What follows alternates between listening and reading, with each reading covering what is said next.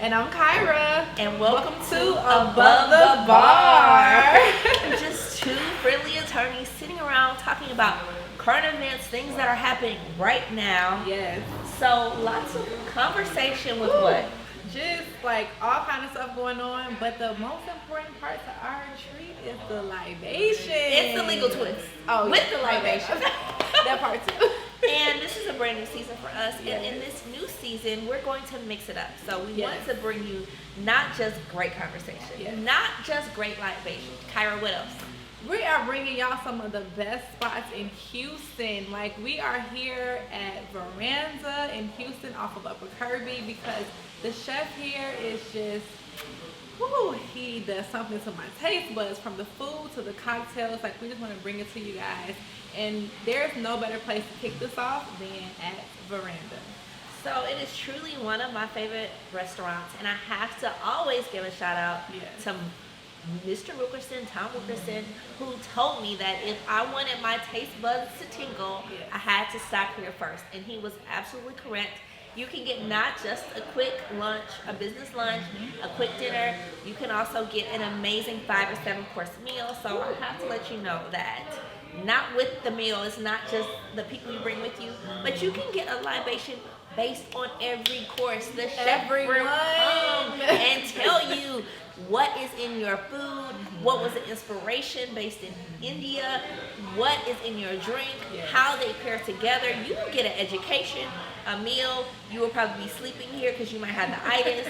I can't tell you everything that will happen, but I can assure you will have an amazing great. time. Yes, for sure. And Today's cocktail was inspired by just beauty, and there's a lot behind today's cocktail, but we are going to make you guys tune in and follow us on Instagram to see the snippet about the true story behind this. But it is called an anakali.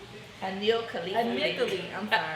Anikali. So she tasted it before she started, so I don't know, guys.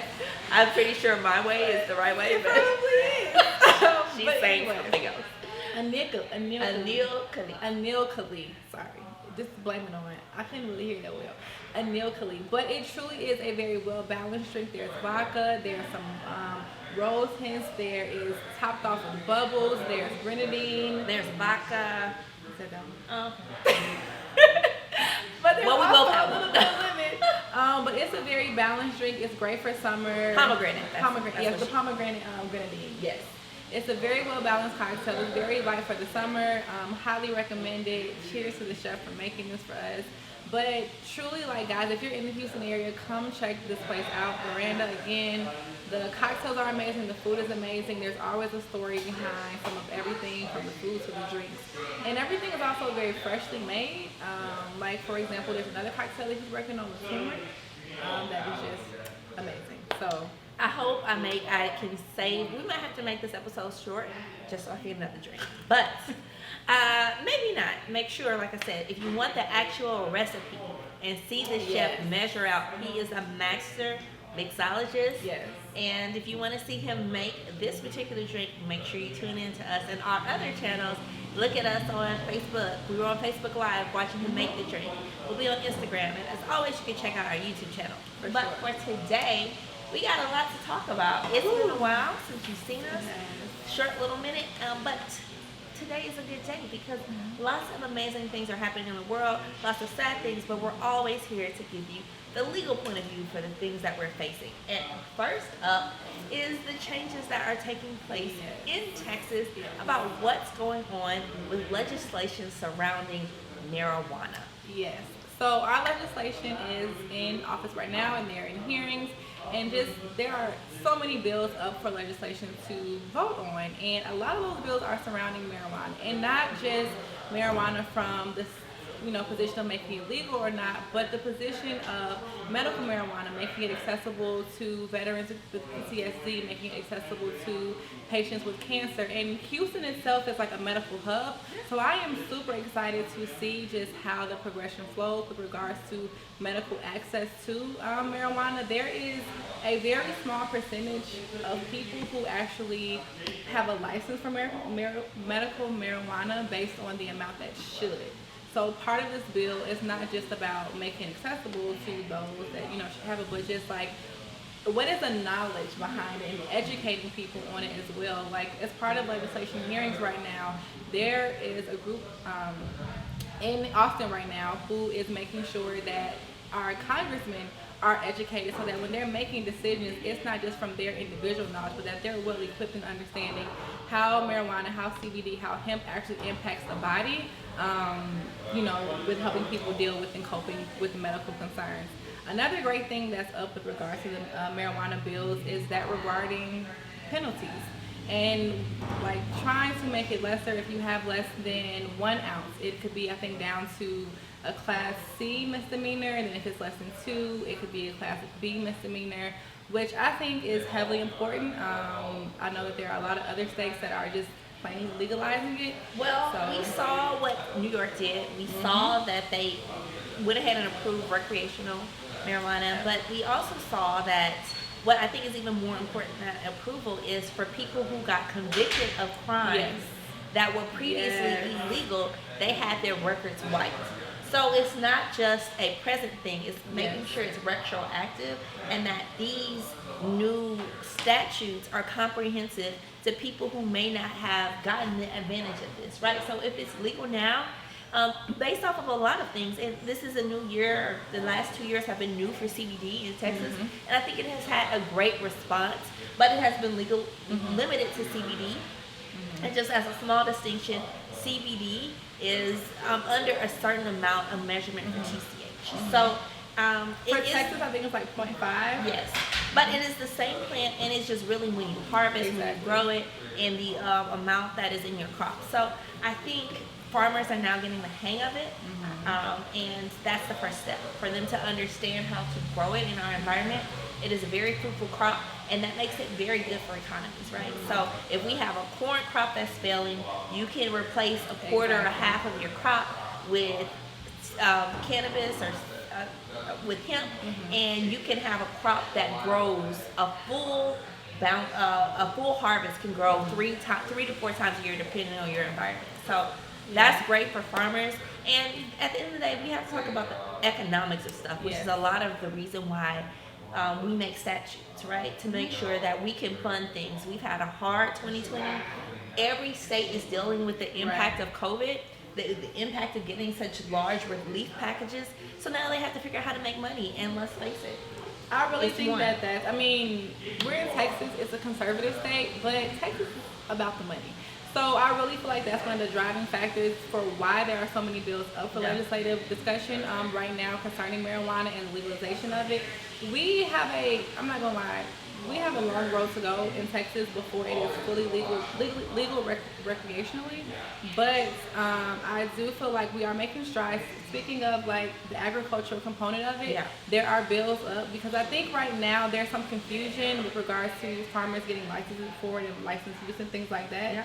But there are bills up to try to make it so that higher education, because hey, like Texas A&M is really big on agriculture, to make sure that they can get a license without fees to learn how to grow it, and so that we as a state can get further ahead. Right. So I'm excited for it. I do want to kind of touch on New York, and I was so impressed and so happy to hear that part of their intention in making that bill was so that they could create access for people who have been criminalized for it to have access to it on the legal side. So not just, going back and expunging people's records, but one thing different from like Chicago, they made it legal, but there were not many people of color who had access to life. Like, it's a whole issue in but Illinois that's in right Oakland now. Too.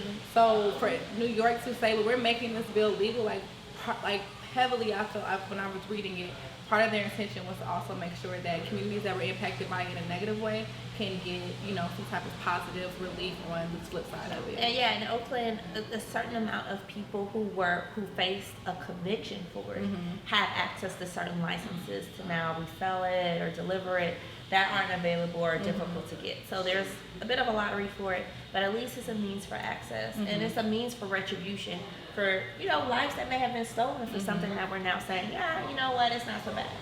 So you might have to sit down and take some CBD, because that's all that's legal in Texas. So that's all I'm saying that is cool to do, because we need to kind of talk about the Chauvin trial.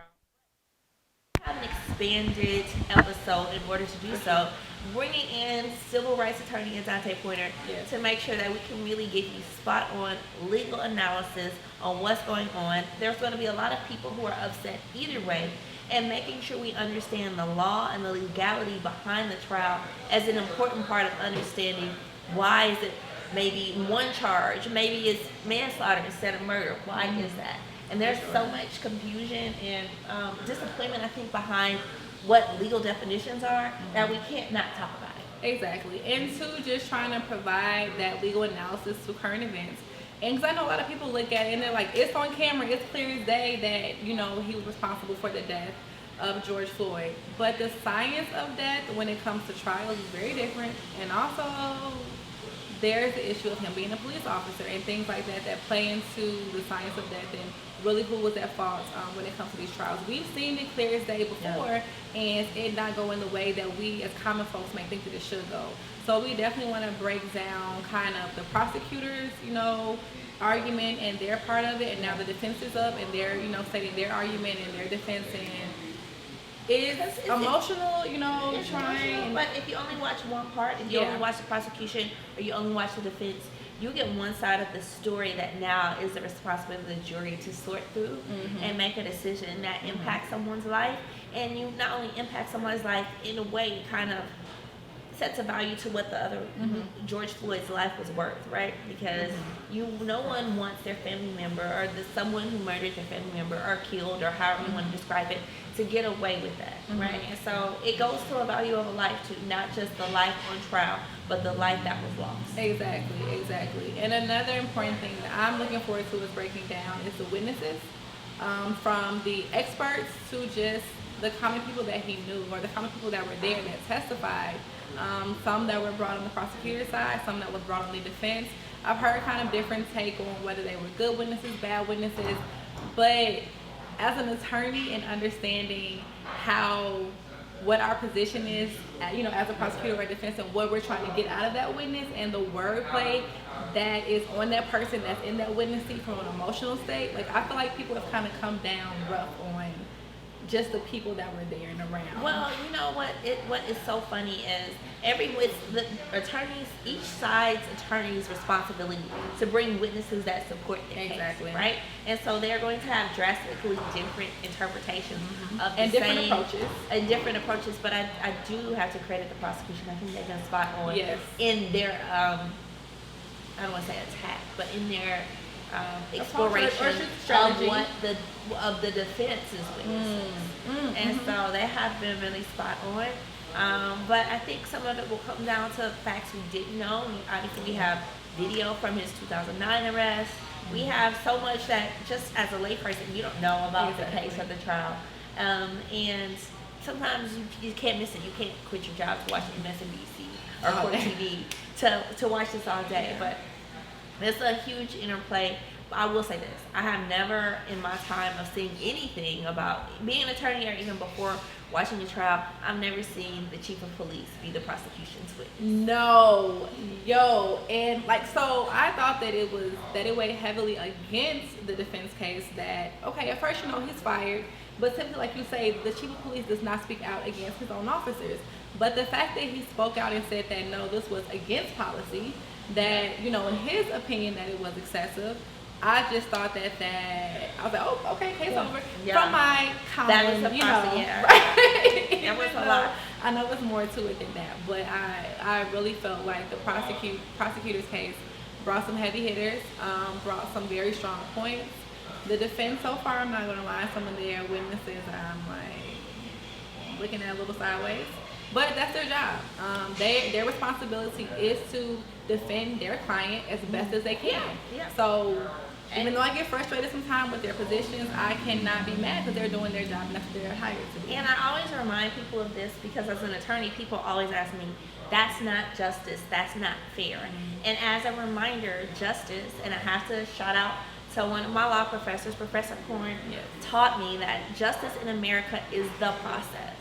That's what justice is. It's not if you come out with the right verdict. It's not if the right side won. Justice is the process. And so, you know, a lot of times you hear people say, well, let the process happen, but that's what justice is defined as in this country. So if you don't like it, get in and change it. And I just want to say this, for people who always try to avoid, when they're selected for the jury selection, don't avoid it. That's part of the process. That is part of your responsibility to, the justice system. Because what if you were called for a case and you didn't go, and then it turned out to be a jury full of people that you're like, they're all for the other side. Well, did you show up when you were called? And if not, then you can't, really point the finger at someone else. So, I'm always a proponent of voting, but I'm also a proponent of going when you're selected for as a juror. Like, it can make a difference in someone's life because you may be able to relate to them in a way that someone else can't. And perspective is a big part of jury service. Yes. Saying, oh, well, I understand that perspective the same way someone might say that person frightened me. And in the perspective is, yeah, that's scary. So if 12 jurors say, yeah, that's scary too, then they probably will be prosecuted. But if one person says, or many people say, that's not so scary, why would that person just because they're big and black, is that scary? And so that may change the perspective of the jury pool. So I think if you want to know more about the real about this, make sure to tune in next week. It's going to be amazing. It's going to be legal analysis, but real heartfelt, how we feel analysis too. So we just gotta let that simmer, because you know what else is on my mind? Foolishness. And the foolishness has happened right in Houston, right? Even when we don't think it is going to, right? Because Tom Hanks, I think, is a big Hollywood star. Why would his foolishness be in Houston? But his son apparently likes foolishness in Houston and Houston women. And so he is a part of a $1 million lawsuit talking about some alleged abuse that happened between him and an ex-girlfriend of his right here in the great state of Texas. Well, actually, in Louisiana. I don't want to know if that's the great state, but the great state of Texas and Louisiana in a bifurcated incidences.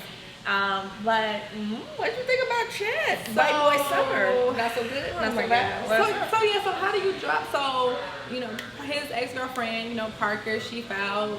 So first, let's take a step back. Initially, the abuse happened in Louisiana in October. It escalated, I guess, and happened again in Sugar Land, Texas in January, which is when where they live. Where they did have a joint house together, allegedly. That's what I'm reading in the tabloids. She filed an initial restraining order against him, which she was granted. And then somehow he filed a lawsuit against her, claiming that she had stolen stuff, that she had assaulted and battery against him, also a conversion and theft and all this kind of stuff.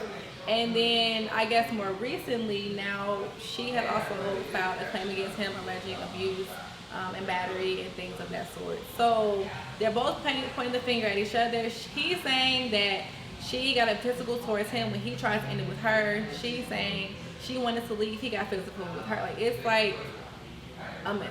Well, why? Love is just so messy. I mean, I love love, but that ain't love. But part of the messiness of love is that it's so often mislabeled, right? We call something love. Yeah. We call affection or attraction love. What is love? Why should you stay? Yeah. How do you know when you should stay or when you should go? Should she have left before? That's going to be part of what her trial is about. Why'd you stay if he did that to you in November? Why are we here in February talking about it? Well, I think that may come into play if it's a jury. If they decide to do a jury trial versus a trial. She needs a jury. A judge is not going to have that. A judge is way more cut and dry, and a judge knows the laws and there's less emotional strings attached to it. Which is very true. That's why lots of contracts are right say no jury. I'm not gonna lie to y'all. We don't like heartstrings. What the contract say. And I know I did see some video footage like before the trial kind of got to this point, or the lawsuit got to this point, where he was asserting that she had like cut him or hit him in the head or something and he was bleeding. And apparently what really happened was he approached her or attacked her with a knife and she defended herself with the pot, and that's how he got hit in the head. So I hope that somebody has some real life footage, because if it gets down to what he say, she say, that's going to be real ugly, real messy, and good luck to the jury that has to figure that out. So, all that being said, I hope you guys as followers and listeners are partaking in healthy relationships, but are on the search for love, because love is important. Kyra has been on her own search for love. Perhaps. You want to tell us a little bit about your search? So, my search for love is kind of the reason why we went on a little mini hiatus recently this year. Because we came back earlier, then we dipped out. That was my fault. Because I am on the OWN network on the show called Ready to Love. And I'm looking for my man. Like, I'm tired of I need a single. poll. Like, y'all, don't play with me. Y'all think Kyra gonna find love? Y'all tell me. Don't. See, just tag me so y'all don't have to tell her what you really think. Tell me how you really feel. Okay, tell me. I think you're ready, sis. I'm But ready. I'm asking But the people. I'm This is a ready. poll. This is a poll, but It's I a don't want poll. them to hurt your feelings with the poll. I'll just announce the responses so you can do it private to me. Okay. But no, if you haven't checked it out, be sure you can watch it on demand on OWN TV, also online. I think like Disney's new network also is streaming it on demand. Discovery Plus? Discovery Plus, yes. Because 90 Day Fiance went off, y'all, so I had to fill my schedule. But you can just tune in when it airs initially Fridays at 8 p.m. Central Standard Time. Watch me through this journey. Let me know what you think. Let me know if you think my man is here. If you think I'm gonna make it to the end. The roller coaster of love. All you can be promised with love is that it's a roller coaster. Every day is not rosy, even in a bouquet. Roses die and they stink when they die. Okay. I just know I made a funny face and that stinks, so I don't know what to say about that. On that tip, be sure to check out Ready to Love, but also more importantly, be sure to check us out. We're back now. I promise. We're here for this new season. See? This means I'm back. I'm not with her, but like I promise you guys, like we are super excited for this new season. We are out and about throughout Houston. We're checking out new restaurants, checking out great mixologists, providing you with cocktails to try at home. If you do try it at home, please let us know how they, come out. And if you don't, try it in the I'm restaurant, gonna say like come out to the restaurant. tag us. Yes. We want to know. We might join. We might pop up on it. You don't know. I'm always You might looking already to see come us here. there. I'm always looking to come here. So if you see us, make sure you talk to us. We love these restaurants. We love the restaurant owners that we're trying to support. And it's been a long, hard year after COVID, 12 months. Let's support our local restaurants, our local restaurateurs. It's hard work. Yes. And so we want to make sure that we commend them and applaud them for all their efforts. But most importantly, all the amazing things that go in our bellies, because that's important too. I've been talking so much. I know. I was going to drink her drink. Wouldn't that be funny, guys, if I drank her drink and she wasn't watching? Anywho, make sure you like, share, and subscribe Above the Bar on YouTube. You can check us out on Facebook, Facebook Live, and Instagram. So there's no excuse. Check out Above the Bar. And as always, conversations and libations are the best. So, cheers.